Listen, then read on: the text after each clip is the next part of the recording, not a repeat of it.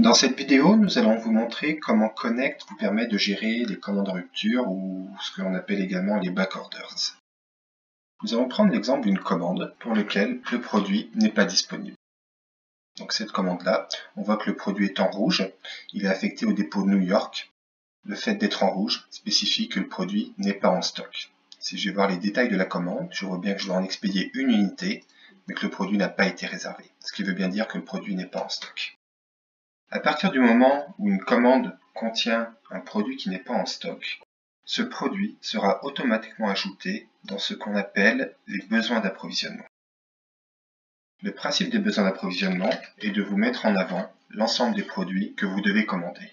Il y a deux raisons à ça, soit un produit doit être expédié, soit son niveau de stock est trop bas. Si on prend l'exemple de notre produit Demo 6, on voit que nous n'en avons pas en stock à New York, et que nous devons en expédier 7. Donc à partir de là, Connect vous dit attention, vous devez commander ce produit-là.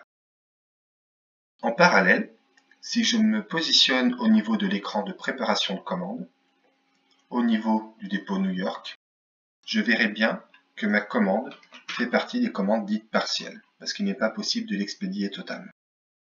Donc le principe va être le suivant. À partir des besoins d'approvisionnement, nous allons créer une nouvelle commande fournisseur.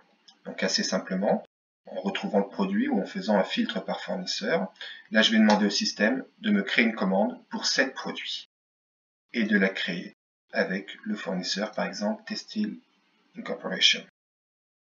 Là, Connect vous a créé un nouveau brouillon de commande fournisseur qui contient bien le produit en question. En cliquant sur le bouton Notifier, je transmets cette commande au fournisseur qui recevra un email. L'autre chose à bien vérifier, c'est que vous allez créer une commande fournisseur qui est à destination du dépôt New York, puisque nous sommes dans un cadre multi-dépôt. Quelques jours plus tard, les produits sont reçus dans l'entrepôt. Donc ce que l'on va faire, c'est qu'on va créer une réception par rapport à cette commande fournisseur. Soit par code barre, soit simplement en utilisant les boutons, et je confirme. Le fait de créer une réception va d'une part, bien sûr, ajouter la réception au niveau de ma commande fournisseur. On va retrouver également une commande en statut terminé, puisque l'ensemble des produits ont été reçus.